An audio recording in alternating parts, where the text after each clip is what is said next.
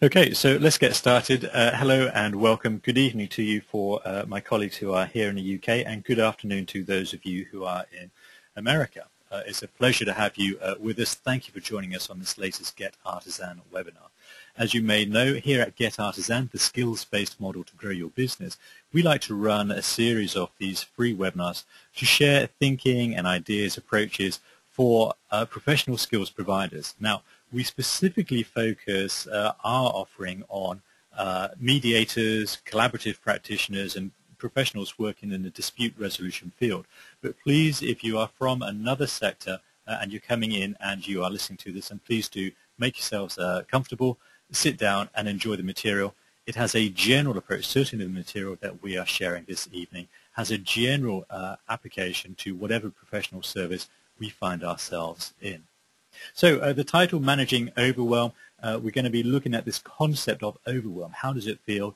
What is the impact that it has, not only on our work, but on a kind of broader perspective of our lives, working and personal, the home lives as well. So that's what we're going to be looking at, sharing those powerful techniques to break through it as well. The alternative title for the webinar, of course, how to steal back productivity from the slavering maws of overwhelm and chaos. Now, be sure to listen right through to the end. At the end of the webinar, we're going to have links through to some powerful exercises and documents, pro formas, templates, whatever you want, that you can download from the website and then use those to help you to really break through and to get productive once again. First of all, I'd like to say congratulations. Congratulations, you've made it. That seems to be a rather flippant, facetious comment, but what I mean from it is this. We have already identified that there is something that we want to be doing at 8 o'clock GMT, and we have been able to set aside that time and to keep it safe within our diaries so that we are here, that's you and me, to share and to work through this material. That in itself is a small victory. And sometimes when we are trapped in the overwhelm, in the chaos, then the smallest thing can become almost impossible. Certainly we can feel that we are really trapped and that we are wholly ineffective. So congratulations, you made it, and so did I. What do I mean by that? Well, people who read the blog, the Get Artisan blog, will know that I've been really struggling with this idea of overwhelm myself for the last 6 weeks. The way that Get Artisan has taken off, the imminent delivery of 2-day business development workshops in America, in Chicago, in New York, in Canada as well, in Toronto and Waterloo, has massively increased the workload here in Bath. And that comes as something of a surprise. If we haven't made time available for it, then the overwhelm can creep in.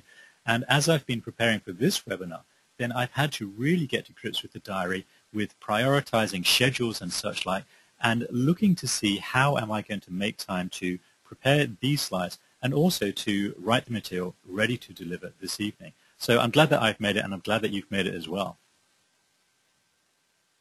So the cost of overwhelm, let's quickly run through these. It's too expensive. The cost, we can count it in many ways. First of all, there's this question of distraction.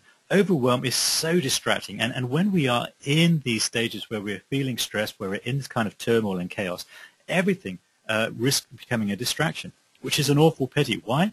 Because you and the work that you have got to do are brilliant. That's why you want to do it. That's why you're so excited about creating this work, creating this professional service, this new company, this new way of working for those of us who are in transition.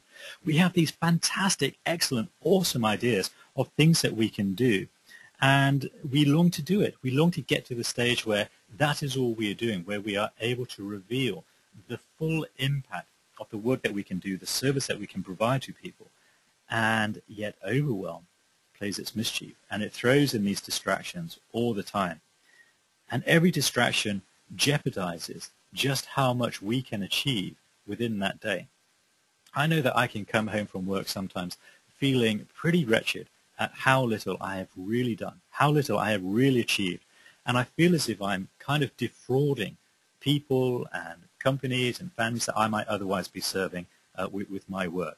And it's a pretty wretched feeling. So that kind of says to me that I have to get to grips with it. And I know from having read through some of the answers that you provided when you registered that this is something that you feel too. So distraction, and that in turn leads to the distress. And the distress isn't just discomfort, but it can be very real. It can be a very real sense of anxiety, of panic. so much to do, this sense of headiness, as I refer to it sometimes. We can have tears. There is the despair. We can have physical manifestations as well, the kind of palpitations, the racing pulse that kicks in, and we know that's not good for us. And we might also see cover-up behaviors as well, drink, drugs, food, smoking. And larceny, I'm not quite sure why I went for that rather pompous English word, but larceny, this idea of the theft of time, the theft of potential, the theft of ideas and opportunity. We only have so many days and years, without wanting to be too mortal. We only have so many days and years in which to create this body of work, this legacy that we are going to leave. And so for every hour or every full day that we lose to overwhelm, then that's a day that's lost that we will not be able to reclaim. So the impact of all of this, reputation is a real problem. People might come to see us as being unreliable. The trust that they have in us diminishes, it reduces. We seem to be dropping the ball. My good friend and mentor, Les McKeown, talked about this idea of when we are in business and we reach a stage called whitewater where things start to get a bit hairy, things start to get a bit rough, and whereas everything else so far has been fun and building up, all of a sudden we have these real demands which are becoming more and more difficult to service. Well, the good news is that this is a natural stage of our commercial growth and the work that we are doing. But it can seriously jeopardize that trust people have in us. People see us as being chaotic. They might see that we're, kind of all over the shop, that we are trying to do too many things, that we do a lot of things but only deliver half of the job onto them. People stop offering us opportunities. They stop inviting us to collaborate with them on certain work, on certain projects, because they get this sense that we are up to our necks in it already. And I think there's something else here about reputation that we really need to watch out for. And I know that this is something that many of us struggle with. And it's this, that we keep on saying yes when really we should be saying no. So we keep on taking more and more and more. Why? Because we want to be involved in that project. We want to have an impact in this area, in this area of development, this field, whatever it might be. So we keep on saying yes when really we should be saying no. And this, of course, has an impact on our health. We might find ourselves losing sleep. We might find ourselves falling into these consumption habits, smoking, drugs, alcohol, food, too much chocolate, those kind of things. We might find that we have we become distant from our partners. We have a reduced sex drive. These are really serious issues. This isn't just something that we wrestle with at work, but we inevitably take it home with us. I don't know if any of you have suffered from tics. The nervous twitch. I can remember when I was in a job where I was really suffering with stress, and I realized that my face was ticking in several places, and these tics would come on, and they would be an embarrassment, and I would always have my hand up to my face trying to cover a twitching eye or a twitching cheek and such like. Those are real warning signs that the cost and the impact of overwhelm is becoming too expensive and certainly unattractive. And the other impacts of overwhelm are on our profits. We become less effective. As we become less effective, we get caught in this loop of working harder and harder for diminishing returns, and that quickly becomes unsustainable. So what else have we got? We've got this idea of entrapment. We become trapped by overwhelm, and we experience this again in different ways. There is this vicious circle that the more overwhelmed that we become, the harder it is to free ourselves from this sense of being overwhelmed. Have you ever been asked, what can I do to help? Is there anything I can do to help you with that? But our head is so full of the stuff, of the churn, of the chaos, that we haven't even got the headspace to think about how we're going to answer that question. And so we kind of like put our hands up defensively and we push people away, well-meaning, big-hearted people, we push them away. No, I've just got to do it. I've just got to get through it. This is a nonsense. And yet there's something about this cycle that we find ourselves in. And the other trap that overwhelm presents us with is this. In the work that we do at Get Artisan, we are often approached by professional service providers, particularly mediators and collaborative law practitioners, dispute resolution professionals, who long desperately to transition from one kind of work that they are doing, perhaps a conventional law practice, into a way of working which is much more attractive to them and in which they can see far greater benefits for their clients and the families that they are serving. They long to do this other work, and they long to do lots of it, and they long to do it really, really well. And yet they haven't got the time to do what is required to transition from the conventional, the established way of working into this other way of working. And this was one of the challenges. This was one of the reasons why I wanted to put together this particular workshop.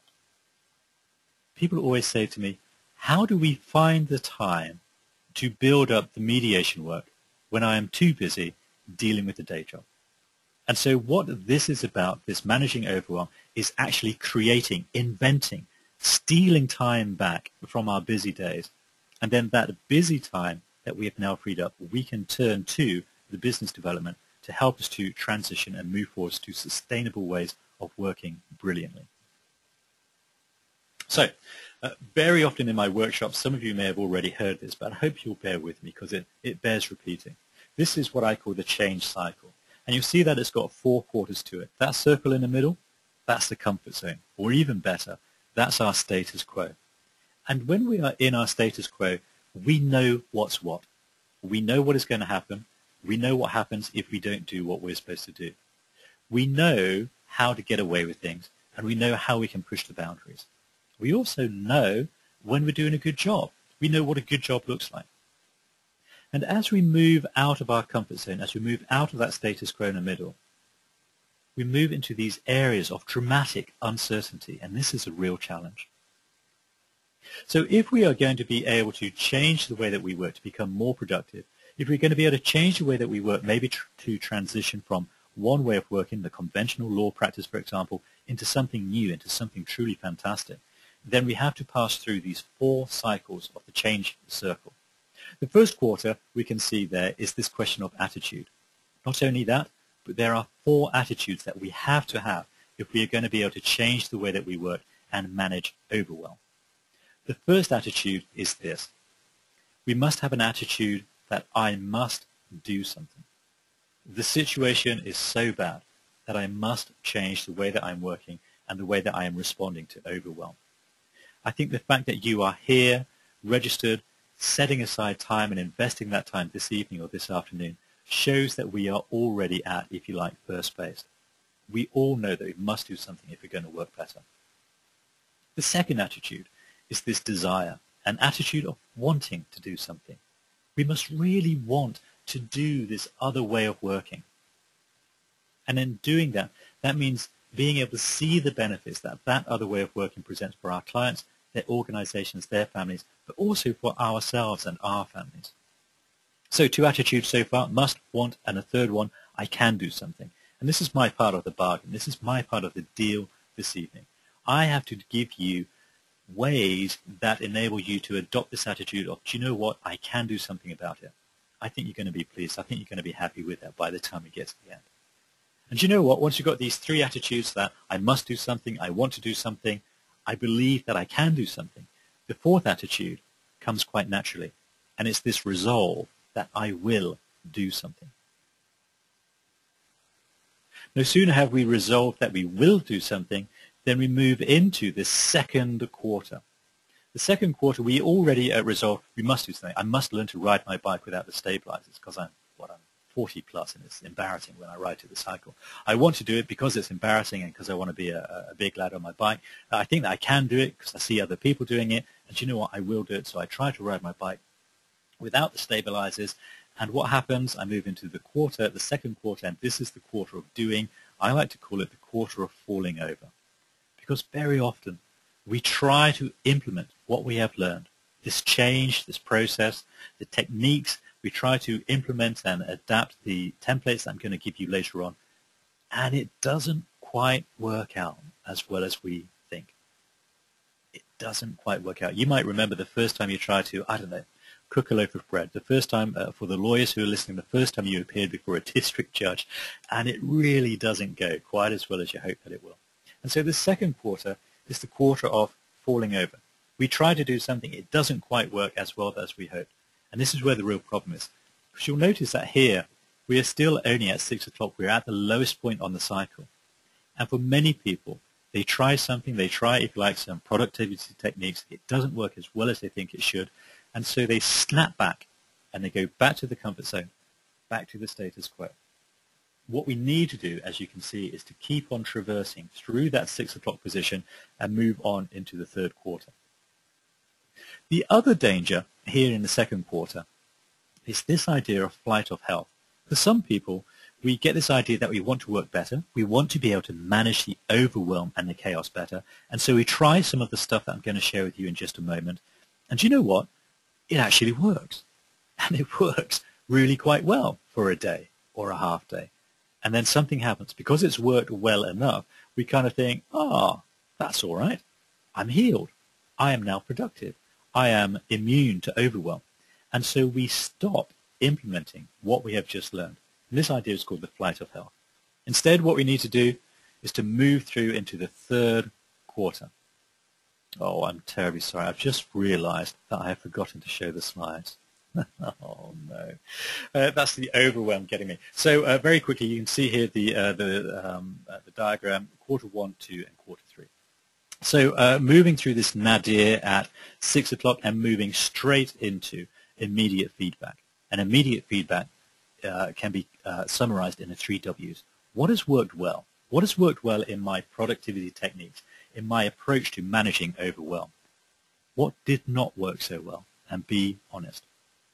And what will you do differently next time? So this is immediate feedback. The really good way of getting this feedback is to work with a coach. Here at Get Artisan, we deliver coaching on a one-to-one basis for mediators, collaborative lawyers, and other professionals who may be wrestling with some of these issues or other elements as they go along. So immediate feedback, what worked well, what didn't work so well, what will you do differently next time? And then almost as if by magic, we move into the fourth quarter, which is creating powerful habits. We have these attitudes, we've tried it, we've fallen over, we've picked ourselves up, we've looked back, we've got the immediate feedback from someone else, what worked well, what didn't work so well, what will you do differently next time, the 3 W's. And inevitably, as we're exploring that, we are resolving to ourselves, do you know what? I'm going to keep that bit, I'm going to change that, I'm going to tweak this, I'm going to do that differently, I'm not going to turn the computer on, I'm not going to turn the internet on until 11:30 in the morning, whatever it might be. And so in quarter 4, we develop these powerful habits, and then we're at 12 o'clock. You've got a choice. You do nothing. You stop. But why would you do that? The other alternative, the irresistible invitation, is to go round again, to re-enter quarter 1, attitude, must, want, can, will, and so on and so forth. And when we do this, then we get into this cycle of iterative skills, change, development. Now, there's a brilliant point about procrastination. I love this. This idea of procrastination and the idea of overwhelm and self-deception. And this is something I think that we are all strongly capable of. We are all capable of kidding ourselves that we are fantastic in the work that we do. Do you know what we say? We say these things. I'm being creative. I'm in control. I'm the master or mistress of my own destiny. I'm self-employed for those of us who are self-employed. I'm free from the shackles of employment, of an employer's expectations and demands. Do you know what we also say to delude ourselves? I'm really, really busy. As if being busy in itself is a good thing. We can be perfectionists. You see, the reason I haven't got that done, the reason I didn't get it sent off, the reason I didn't implement it is because I want to make sure that it's really right, that it's spot on, it's as good as it can be. We hold ourselves up to impossible levels, certainly so far as delivery is concerned, impossible levels of perfection. We kid ourselves at the same time that we're spontaneous, we're capable of responding to the demands of clients, of the market that we might be working in. So we kid ourselves that we can be flexible. We're carefree. We tell ourselves that this work is fun. And for many of us, it is. A lot of my work is fun. But not all of it is. And I'd be kidding myself if I thought it was. There are elements of grind. There are elements of stuff that have to be done that I have to make myself get through if the rest of the stuff is going to be effective. We can be living the dream. You know, we can look at our lot. We can look at the ways that we've transitioned already from one kind of work, or we can look at our caseload, we can see the way it's going, and we can tell ourselves that this is what we've always gone on for, that this is self-determination. We might think about Maslow's hierarchy of needs and the self-actualization. People will phone you up. People will start talking to you and asking you questions. It's brilliant. How do you do that work? I so envy you. And we can fall into that self-deluding lie. And we can tell ourselves that we are highly capable of improvising, of kind of, making it up on the hoof, of generating ideas. And, when we generate ideas, that's when we tend to get the feedback. And what we tend to minimize is the flip side of that, the not yay side. We can overlook for too long the fact that we are, in fact, incredibly stressed, that we are becoming sleepless, anxious. We're becoming scared, frightened. Some of us will have experienced that sense of becoming paralyzed by fear about just what am I to do next. I've got so many options that I can do, so much work, so many projects that are vying for my attention. What am I to do next? We then become frustrated that we get very little or nothing done. Sometimes we can start to lack confidence. We can feel out of control, that headiness that I mentioned earlier. I'm just reminded while I say that of I was supposed to be meeting someone for coffee this morning. And this poor chap was suffering from just that kind of problem. And so I was supposed to meet him at 8:30. So I was just not distracted. I meaningfully and mindfully went to my phone to get this text message.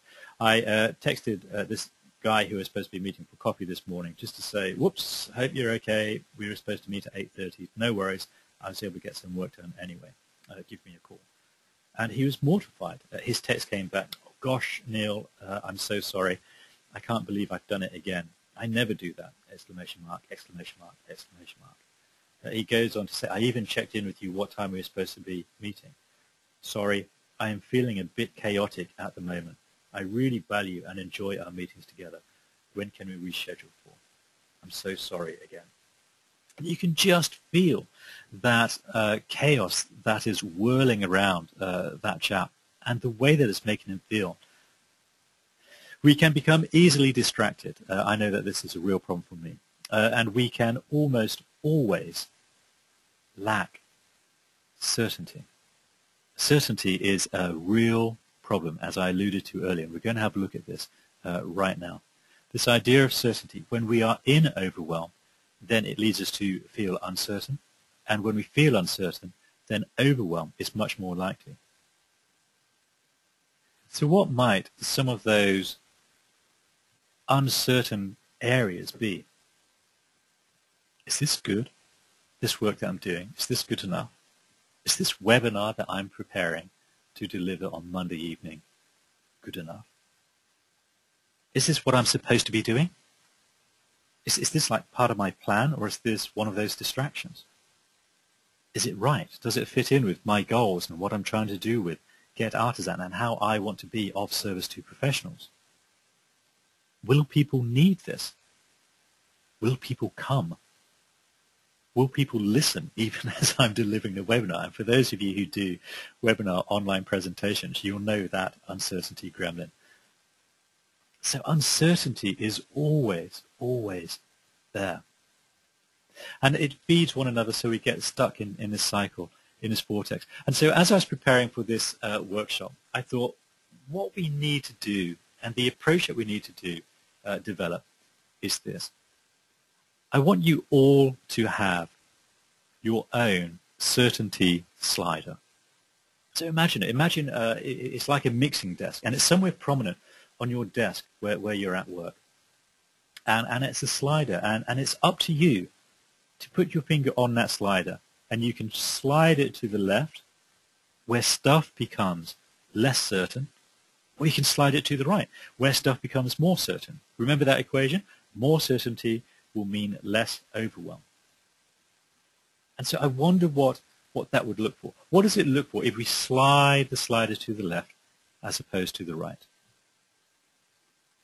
So, as the slider slips to the left and towards less certainty, we experience more distractions and temptations. I'm going to slip into confessional here. One of my distractions is it's a fairly geeky thing, and it embarrasses me. In fact, I wonder, as I say that, whether all of our distractions are embarrassing to us. I'll leave you to ponder that one. But one of my own personal distractions is the blasted PlayStation 3 that my wife very kindly bought me for my birthday recently. And there's something funny about video games, and it's this. If I'm really busy, then there is nothing better, nothing more relaxing, nothing more refreshing, I kid myself, than kind of zoning out and perhaps playing a game of football or some other game, whatever it might be. It is utterly compelling and addictive and distracting and tempting.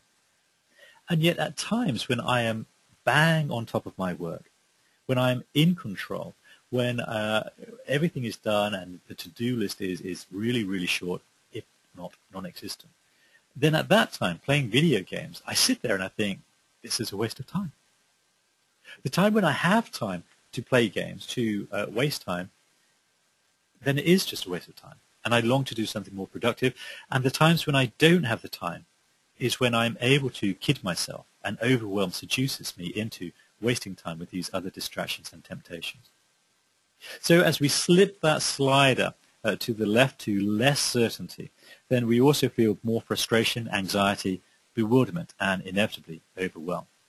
We have less clarity on why we are doing what we are trying to do and not trying very successfully. What is this all about anyway?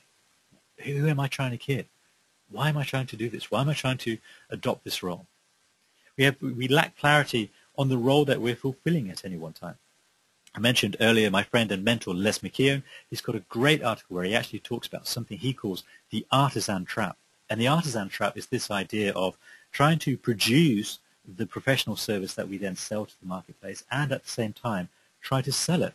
And I think this is a trap that many of us fall into. Why? Because many of us are bootstrapping. We're trying to get something running with not very much capital behind us. We haven't got the luxury of being able to employ a team to do the other stuff, and so we end up juggling all of these roles. And we have less productivity, we have less delivery, and we have less client satisfaction as well. And that is unsustainable. So let's instead have a look at what happens when we start to move that slider to the right. So we're moving it towards more certainty, towards less overwhelm. Now, something interesting happens here.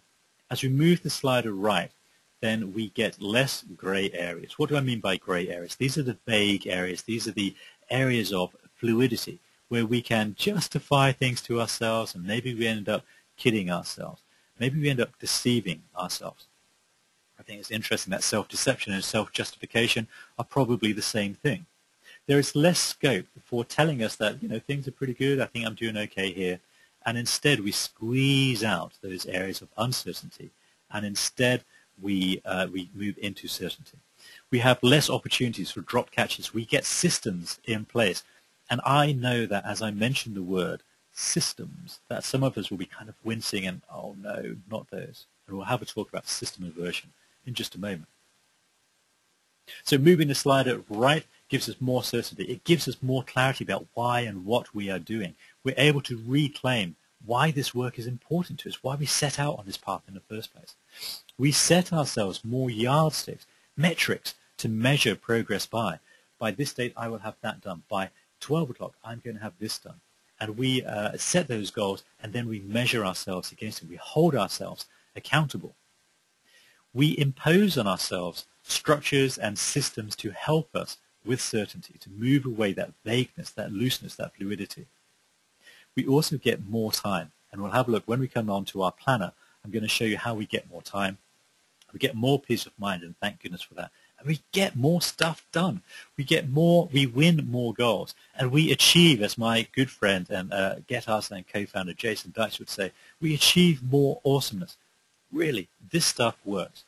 When we're floundering around in overwhelm, we do not produce, and we are not awesome. We are just pioneering, perhaps slightly adventurous, perhaps slightly innovative, improvising professional. But when we discipline ourselves and we move towards more and more certainty, forever pushing that slider to the right, then we become more and more impressive. So, how to keep your brilliant ideas hot? Why does this idea of systems work? There's a brilliant book called Where Good Ideas Come From by an author called Steven Johnson. He's got a TED Talk, so you can go and search that out, or you can get the book. It's a brilliant, brilliant read. And Steven Johnson has this idea about where new ideas, where good ideas come from. And he talks about, if we go all the way back to evolution and creation, however you want to frame that, the idea of the primordial soup, which was this pond of gases and fluids, of germs and bacteria. And what happened is that this pond and these germs and bacteria were able to intermingle and collide with one another. And as they did that, then new species grew out of those collisions. And so we saw the amphibious creatures, and the amphibious creatures became the land dwellers, and the land dwellers became the flying animals, and so on and so forth. And this idea is fascinating. But it wouldn't have been possible if there wasn't some way of restraining, of containing all of those germs and bacteria. It wouldn't have been possible. And this is what our work is like. As long as we are entrepreneurs, innovators, creative, professional service providers, as long as we have all of these ideas and they're kicking around and they're sparking off, it does no good whatsoever, because they just disperse into the atmosphere. It's like we would be pouring out a cup of hot, steaming ideas and innovation and brilliance onto a saucer, or worse, just onto the table. And it runs away and it spills off the floor onto the carpet and it goes cold. And we lose that potential. Now, what Steven Johnson says is this, that by creating the structures that contain these ideas and these innovative processes and these practices, by having the structure which give boundaries to the creative work that we are doing, that's you and I both, then we make it much more likely that these ideas will spark off one another, that they will really become something. We are able to control the flow, so we can take that beaker off the top of the thermos flask and we can pour it out gently, and it's still steaming hot. And then when we come to consume it, or when we give that soup of brilliance to our clients, to their companies, or to their families, then they are really amazed by it. And so this idea that being creative is truly freeform is a myth. It isn't. We need the structures to hold it all in place and to make it work so that we can preserve it and we can then access it at will. So just to recap, we need this change cycle, must, want, can, will, those attitudes, the quarter of falling over, the immediate feedback. What is working well? What are those structures that you've put in place? Where do they not serve you so well? How might you do those structures differently? How are you going to tighten them up? And then creating powerful habits. Do you know what? That didn't work so well today. I'm going to try something else tomorrow. So a quick rapid fire session on ideas for getting productive. Ideas that you have, and I had a conversation with someone just recently who had a brilliant idea. I told them it was a gorgeous, a beautiful, a seductive idea. And yet it was probably an idea that in all reality, looking at the time that was available to this person, they probably were not going to be able to do and do justice to, or at least not for now. And if you have these ideas where with that former position, you just know that you are never going to have time to get it done, then give your idea away. This morning, do you remember I told you that I was waiting to meet someone for coffee and they weren't able to meet me because they themselves were in overwhelm? Well, I came up with this idea as I was preparing for this webinar of the 6 o'clock coffee club. But what is it? The 6 o'clock coffee club. I thought it was utterly brilliant. You can tell me otherwise, but this is what it is. It was the idea that we would convene a meeting, pretty similar to this one, at 6 o'clock a.m. every morning for a week. And I even had dates, a couple of weeks' time. And we would do this, and we would bring people together so that we come together and we commit with one another there and then to sort out what we are going to do that day. And so, we would be compelled to get up maybe earlier than we do, to invest 10, 15 minutes sharing with one another, accountability, and then the following day we could share with one another, bam, the immediate feedback, what worked well, what didn't work well, what would I do differently today. And then I realized, Neil, who are you trying to kid? You haven't got time to do that. You haven't got time to implement it, to publicize it, to market it. And so I'm going to give that away. If anyone wants to run the 6 o'clock coffee club, please, please, please let me know. I'd be delighted in coming along. But you know what? I'm not going to do it, and so I'm going to give it away. Introduce speed bumps. Chris Brogan on Twitter, @ChrisBrogan, is brilliant in talking about this. Where there are things which you know are a distraction or a temptation, then introduce speed bumps. Make it difficult for you to flit from whatever it is that you're doing at one moment to go into that thing instead. So what might that mean for me? For example, the PlayStation. There we go, the PlayStation. Maybe it means that I keep the controller for the PlayStation on top of the wardrobe in my bedroom, something like that. Maybe I go really cold turkey and I say to my wife, can you take this, when you go to work or when you go out yourself? Maybe it means that, I unplug the machine from the socket, so that if I have to do that, then I've got to plug it in, I've got to reach behind the back, all of those kind of things. So introduce speed bumps to slow yourself down so that it brings to your consciousness this idea that you're about to flit from one thing to another. Adopt this idea that shipped is better than perfect, and I can't remember who said that. It might have been Facebook. This idea that it doesn't have to be perfect. Get it out there.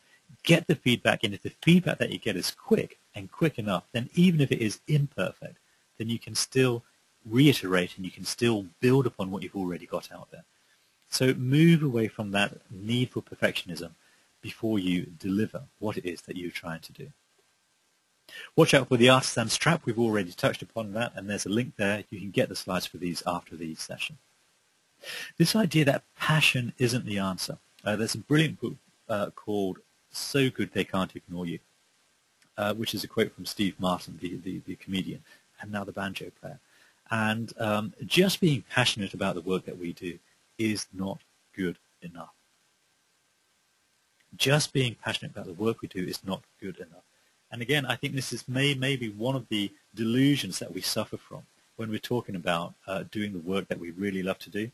This is the good life, that we've made it, we've been able to make that move, we're self-determining. But just being passionate about it isn't enough. We have to be passionate, we have to be able to draw upon that passion to drive us into excellence, to drive us into productivity, and to drive us through this problem with overwhelm. The final of these quick-fire ideas that I want to share with you is this idea of shifting, really moving at a very deep level from looking at what we do as simply selling services and then charging for them, and shifting to a mindset of serving the people who we are in service to. So think about that. Who is in your market? Who are your clients? What problems have they got that you are helping them to meet and to get through? And when we move from this idea of sell and charge, and instead we move to this idea of how can I be of service to these people, then the compulsion on us to deliver that service that we have held ourselves out as being able to offer becomes much, much stronger. And as we do that, as we serve enough people, then we will certainly thrive. So this was what the situation that I found myself in a couple of weeks ago. I was utterly drowning with work. So many different projects. Some of it was work, content generation. Some of it was really, to me, mundane, bureaucratic stuff, tax returns, things like that. Some of it was, kind of hybrid, making travel arrangements to get to a speaking event, so on and so forth. And I knew that I was struggling as soon as I woke up that morning. We know, right? And so I resolved that when I got to the office, I was going to get on top of this. I was going to do something. I was going to break the cycle of overwhelm. And so this is what I did. I got myself a pad of Post-its, and on every Post-it, I just had a kind of brainstorming session, and I wrote down one task. So one task on each post-it. And these were all of the things I had to do. And I'd been thinking about it on my way in, so I was able to use that time. So when I got to the office, one task on each post-it, and it was just free form and scattering. You can see the left-hand picture that those post-its are just set out.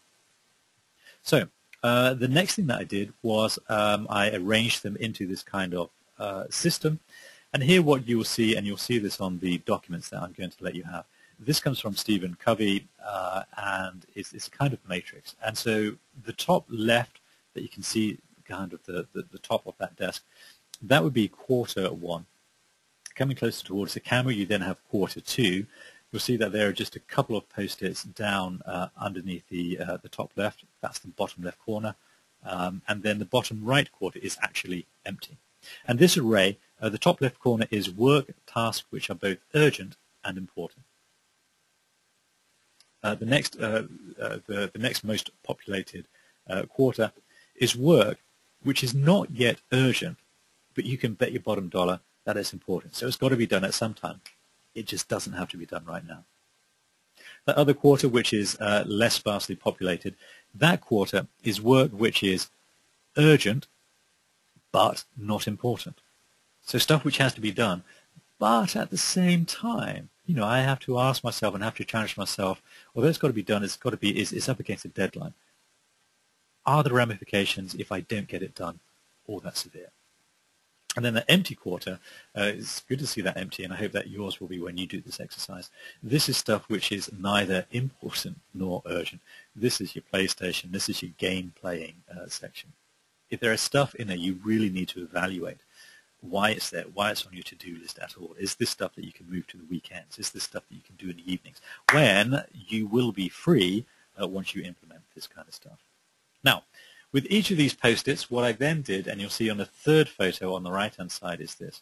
On each one, I took a view on how long this task was going to take. And you can see that I've written that in the top right-hand corner of each post-it. So there was writing a speech. That's going to take me about 2 hours, I figured. I had to order some podcast equipment, and I figured that was going to take me about 15 minutes. I had to book a plane ticket and also apply for my visa waiver. And you can see that I've estimated the time there.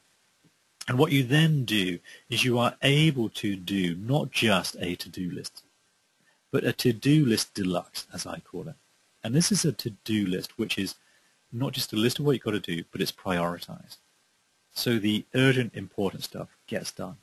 I deliberately seed in some of that important stuff which is not yet urgent, and do that in plenty of time. And what happened with this situation is that having given times to everything, I then scheduled this into the day.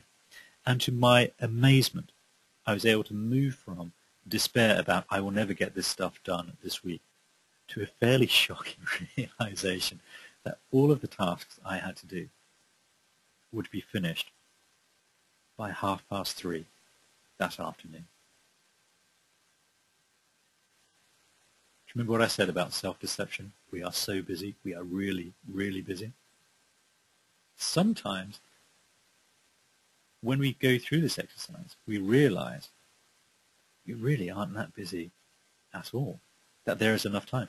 And sometimes, you know, it gets worse than this. And there have been times where I haven't just taken a day scheduler or planner, and I've had to take a 3-week view in the run-up to my lecture at the Do Lectures. I can remember that was a time of real crisis, massive overwhelm once again. And I took my diary for 3 weeks, and I took these post-its and I scheduled them. And there, you know, there were tasks and projects which were going to take 2 days, which I was then able to break down into separate tasks, and then do a plan out 3 weeks ahead. Okay, so on the morning of the 14th of October, this is what I'm going to be doing. And you set that aside. It's in the diary, and once it's in the diary, you cannot move it. That's the golden rule.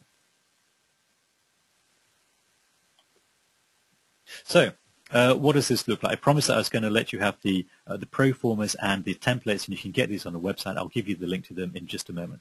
What I've done is I've shared with you how I convert those post-its from the desk, or use a wall or a flip chart, whatever you want, and how I convert that into a hard copy.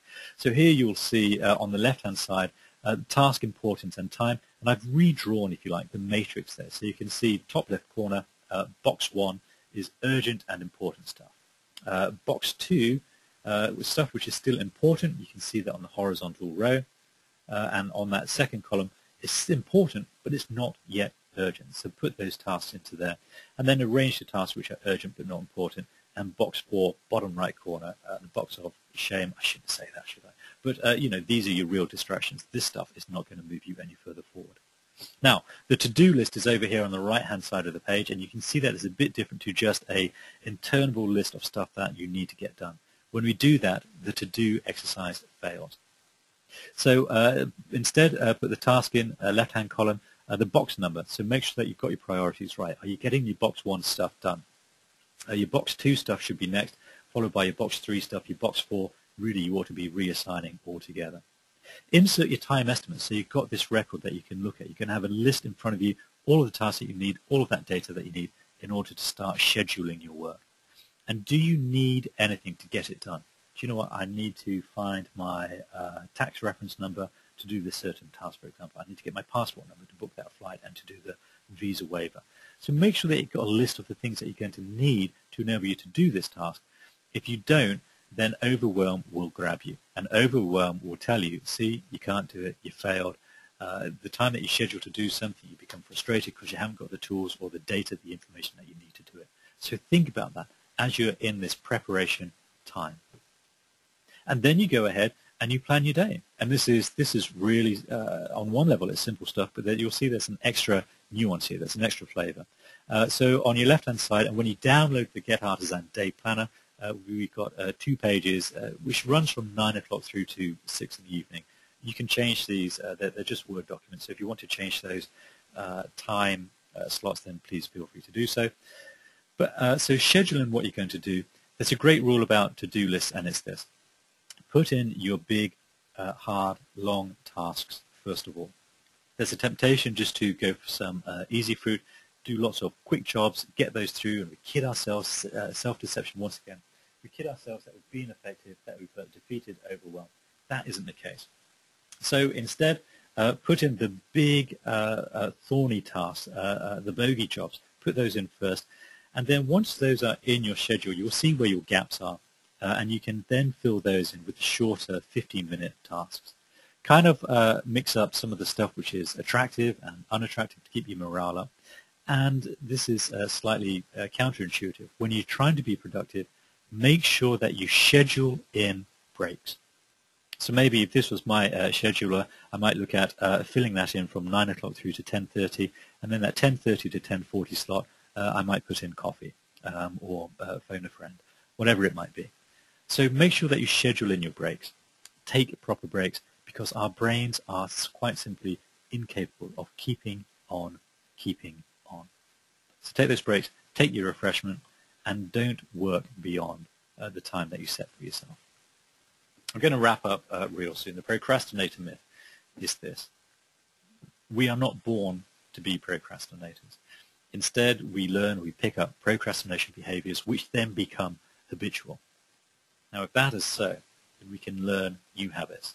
You might look back and go back to that change cycle about how we get to developing those habits, determining new habits in the 4th quarter, ready to go round and build upon our behavior.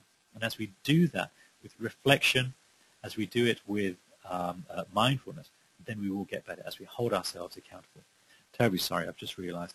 Right-hand column on the Get Artisan Day Planner, as you are going through your list, where you come up against a distraction or something which stops you from doing the work, write down your observations in the right-hand column, and that will help you to determine those quarter 4 new habits. So the procrastinator myth, we are not born to be procrastinators.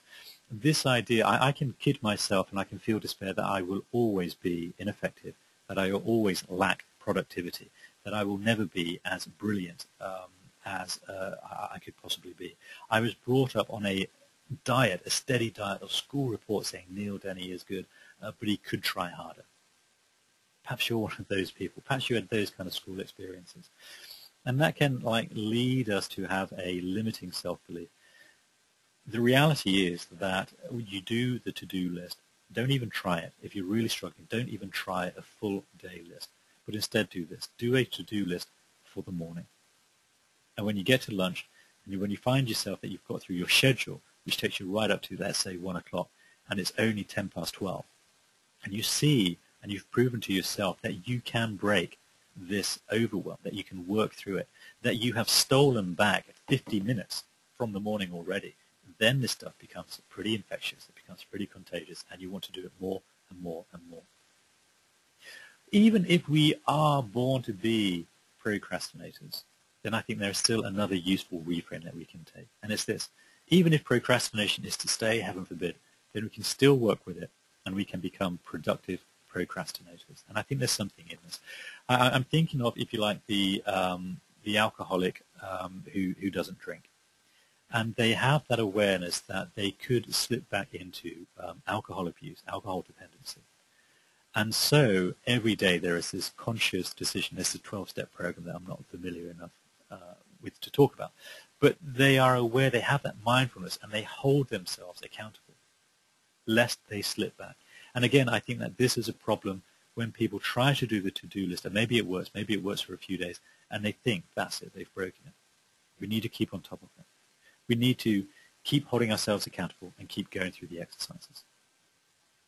So thank you very much for joining us. I've got some further reading for you here. Some of it will be familiar to you. If it isn't, then I strongly encourage you to get a hold of it. I'll send you out these slides once we're done. What else should you do? You should download the Get Artisan task and day planners that I've just taken you through, and the link for them is there, getartisan.biz, resources, documents. Please do request a 20-minute Overwhelm review with me.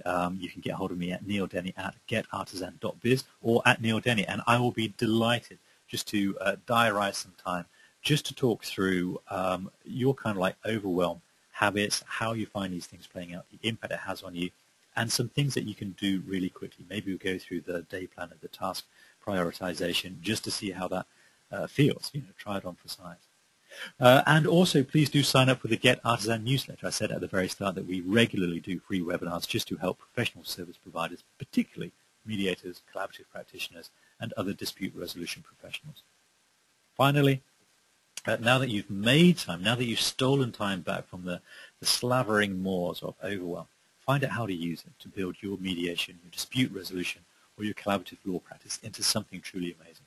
For those mediators, collaborative practitioners, and dispute resolution professionals out there, I'm delighted to say that Get Artisan have a series of 2-day intensive business development workshops just for you. We're going to be presenting in Chicago on the 1st and 2nd of April. We are speaking in New York at the New York Peace Institute on the first weekend of May, and the week after that we are then going to be presenting in Toronto and also in Waterloo. So you can get details on those 2-day intensive business development workshops by going to the link at www.getartisan.biz/upcoming. There's a super early bird and early bird rates. I hope to see you there. I hope that I can continue to be of service to you and to your business and to your practice. And I can't wait to hear back from you about how your productivity has gone through the roof and how you've stolen back productivity from the slavering maws of overwhelm. Thank you very much.